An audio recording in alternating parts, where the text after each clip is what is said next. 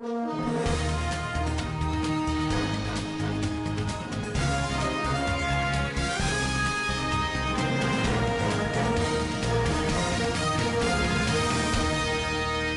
and welcome to Svtv Television Global News Today. 15th April 2026, equivalent Islamic calendar, 27th day of Shawwal 1447 after Hijrah. I am Hamida Muhammad Idris. And headlines. The government pledges support for slain security personnel in KEBBI bandit attacks. Supreme Court to hear prolonged People's Democratic Party leadership dispute on April 22nd. Minister of Defense insists that no innocent victims in Jilly airstrike but terrorists and collaborators. On the international scene, U.S. confirms sport blockade fully enforced on trade posts. On sports update, Coachella scores Euro for new players for Super Eagles ahead of 2026 Unity Cup. These are more news will be coming to you in the bulletin. To stay tuned. President Bola Ahmed Tinubu has pledged to assist the families of 11 security personnel killed in bandit attack in Shanga local government area of KEBBI State. Tinubu, who was represented by Vice President Kashim Shettima, delivered the message during a visit to the KEBBI State government and also condoled with the people of the state over the killing and the death of the Speaker of the State House of Assembly, Muhammad Usman Zuru. The president also described the twin tragedies as profound and painful, noting that the killing of the security personnel was a barbaric act. Governor Idris, while responding, said the visit demonstrated solidarity with the state in its moments of grief, adding that the slain security personnel were ambushed while responding to a distress call in Shanga local government area, underscoring the dangers faced by operatives on the front lines. On his part, the Emir of Zuru, Sanusi Mika-Elu, noted that the visit comes and renewed concerns over insecurity in part of KEBBI State, with authorities pledging intensified effort to curb banditry and restore peace in the states. So on insecurity, National Chairman of the African Democratic Congress ADC, David Mark, former governor Rauf Aribeshola and other party leaders have asserted that there will be no easy win for President Bola Ahmed Tinubu in 2027 general elections. Speaking at the party's national convention themed so that Nigeria may walk in Abuja, the ADC leaders knocked Tinubu-led federal government over the worsening insecurity and economic hardship in Nigeria, insisting that the Nigerians were facing unprecedented levels of suffering. Other ADC leaders, including former Vice President Atiku Abubakar, Peter Obi, and Rotimi Amechi, described the security situation as deteriorating, alleging that poverty has more than doubled under the present administration. However, the faction of the ADC led by Nafiu Bala dismissed the Abuja Convention, saying their bloc would hold a separate convention after the Supreme Court's judgment. It will be recalled that on April 1st, the Independent National Electoral Commission (INEC) had announced that the listing of key ADC figures, including Mag and Aribeshola, from its official register. Supreme Court has fixed April 22nd for the hearing of the appeal arising from the prolonged leadership dispute rocking the opposition People's Democratic Party (PDP). A 5-member panel of the Apex Court led by Justice Muhammad Garba in the proceedings on Tuesday granted accelerated hearing in the matters and issued strict timelines for the filing and exchange of processes. Present at the court were Oyo State Governor Seyi Makinde, Factional National Chairman Tanimu Turaki, National Secretary Taufik Arapaja, among other party figures. Governor Bala Muhammad of Bauchi State was, however, absent.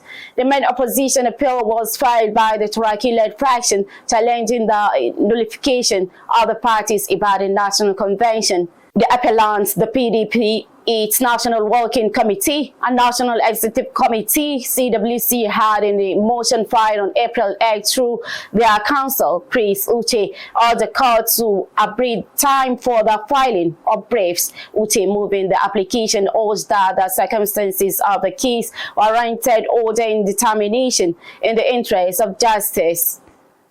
On 2027 general election, European Union (EU) has intensified effort to advance women's political participation through a high-level strategy meeting at Abuja ahead of the Nigeria's 2027 general election. The EU, in a statement, said the meeting was organized by the Policy and Legal Advocacy Center and the Nigerian Women Trust Fund, both cohort members of the European Union's flagship democratic governance program. The European Union supports democratic governance in Nigeria in collaboration with the Nigerian Bar Association section on public interest and development law. Governance and Gender Advisor at the European Union Delegation to Nigeria and ECOWAS, Lu Alaoumi, while speaking at the event, stressed the importance of political will in advancing women's representation. She also said the constitutional reforms process presents a critical opportunity to promote inclusion, as women's participation remains essential for equality, development, and democracy despite persistent barriers. Also, Executive Director Applied Clement Nwanko expressed worry over the underrepresentation of women in the state legislatures, noting that 15 states currently have no female representation in their state houses of assembly, a situation he described as a significant gap in Nigeria's democratic inclusion. On power sector, Nigerian Electricity Regulatory Commission (NERC) says the federal government incurred a subsidy of 418.79 billion naira in the fourth quarter of 2025. The electricity market regulator, in a 2025 quarterly report, noted that total amount invoiced by the then cost for energy delivered to each DISCO and the differential remittance obligation (DRO) adjusted Nigerian bulk electricity trading (MBET) invoice to the respective DISCOs during 2025 fourth quarter represented a 39.96 billion naira reduction in subsidy compared to 458.75 billion naira in third quarter of 2025. The federal government subsidy accounted for 52.30% of the total DENCO invoice, which is a 6.60 percentage point decrease compared to third quarter of 2025, when the subsidy accounted for 58.63% of the total DENCO invoice. NAC also noted that the reduction in subsidy payment was due to the increase in energy allocated to Band A customers from 40 to 45%, reflecting the strategic direction of the government to improve the quality of supply to consumers. The news is coming to you on Standard Voice Television. Still to come in the news. Minister of Defense insists that no innocent victims in Jilly airstrike but terrorists and collaborators. On the international scene, U.S. confirms Iran port blockade fully enforced. And on sports updates, Scott Chelle scores Europe for new players for Super Eagles ahead of 2026 Unity Cup. These are more news to be coming to you after this short break. Do stay tuned.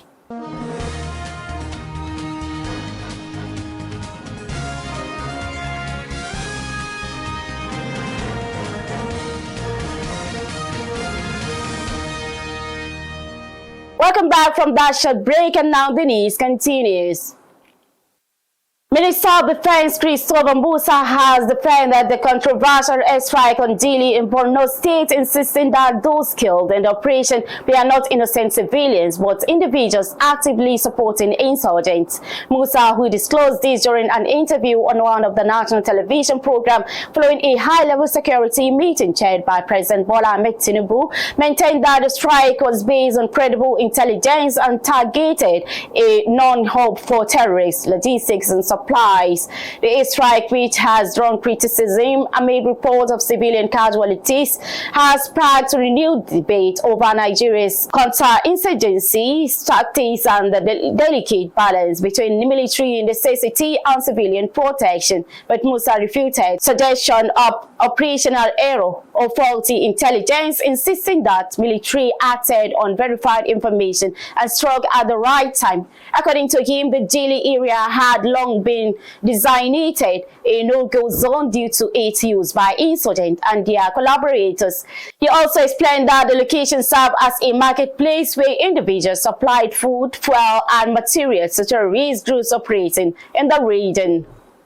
So on insecurity, Boko Haram and ISWAP terrorists have again attacked Benishike, the council headquarters of Kaga local government area along the Maiduguri-Damaturu Road, Borno State. It's also said that the attackers were reportedly directing their movement toward the 29th Task Force Brigade of Operation Hatinke, the same location where Brigadier General O.O. Brahma was killed alongside some other soldiers on 9th April 2026. The attack, which started at 11 p.m. on Tuesday, raised fresh security concerns in the area. It was, however, observed that fighters, jets and helicopters are hovering around the city of Maiduguri, the state capital, which is about 75 kilometers drive from Benishike. In another development, troops of the Nigerian Army under Operation Eastern Sanity have conducted a raid across the southeast, overrunning IPOB ESN strongholds. The military side pressure mounted by the troops backed by superior firepower, intelligence and joint force synergy has continued to expose the group's weakening structure and inability to withstand sustained military action. It added that the joint troops of Sector 1, supported by the air component of Operation Udoka, launched a precision strike and clearance operation in Ajali Forest, a Zegu local government area of Enugu State. The army also stated that the offensive forced IPOB ESN elements into a chaotic retreat, abandoning critical assets including an anti-tank improvised explosive device (IED). Presidency has cautioned against a return to subsidy regimes despite mounting global shocks, rise and worries that developing countries are now paying more in debt servicing than they receive in external support. Minister of Finance and Coordinating Minister of the Economy, Wale Edun, gave the warning as chair of the G24 group of nations at a press briefing of the group on the sidelines of the World Bank IMF spring meetings. He emphasized that policymakers must strike a delicate balance between inflation control and economic growth, noting that even oil-producing countries are not insulated. Edun, while commenting on Nigeria's reform trajectory, caution against policy reversal, stressing that hard-earned gains must be preserved. The minister also argued instead for targeted interventions, noting that the focus really should be on helping the poorest and most vulnerable to cope with their increased pricing regime that they will face rather than abandoning reforms. Moving to the foreign scene, U.S. military had enforced a naval blockade against Iran, halting maritime trade to and from the country. The commander of U.S. Central Command, Brad Cooper, in a post on his social media handle, said a blockade of Iranian ports has been fully implemented. He also added that U.S. forces have maintained maritime dominance in the Middle East, and within less than 36 hours of the blockade start, brought seaborne trade with Iran to a complete standstill, Cooper said. In a separate post, CENTCOM said Navy-guided missile destroyers were involved in the operation, noting that the blockade is being enforced impartially against vessels of all nations entering or leaving coastal areas or ports in Iran. U.S. President Donald Trump had announced the blockade of the Strait of Hormuz after failed talks in Islamabad between Washington and Tehran over the weekend. The aim is to prevent Iran from drawing income from charging fees for passage through the straits and to cut off its oil revenues. Finally, to the sports and scene. Super Eagles coach Eric Chelle is planning to scout for players of Nigerian descent across Europe and to monitor exceptional talent in the Nigeria Premier Football League in preparation for the 2026 Unity Cup. The 2026 Unity Cup is scheduled for May at the Valley, the home stadium of Cathlon Athletic. Chelle is anticipated to rest several key players from the Super Eagles for the Unity Cup in London, thereby allowing for the inclusion of new players as he assesses fresh talent. Nigeria is expected to compete against Zimbabwe in their opening match on Tuesday, May 26, 2026, and may face either Jamaica or India in the final if they advance. In addition to scouting players internationally, Chelle indicated that he would also reconsider players who have previously been called up but have not yet made an appearance or have had limited playing time for the Unity Cup. Finally, on the news, the top stories again. The government pledges support for slain security personnel in KEBBI bandit attacks.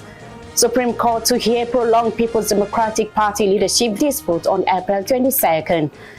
Minister of Defense insists that no innocent victims in Jilly airstrike but terrorists and collaborators. On the international scene, U.S. confirms sport blockade fully enforced on trade posts. On sports update, Coachella scores Euro for new players for Super Eagles ahead of 2026 Unity Cup. That was Standard Voice Television News for today. On behalf of the production crew led by Ilya Adam Auta, I am Hamida Muhammad Idris. Thanking you for investing your time and staying with the news. Good afternoon.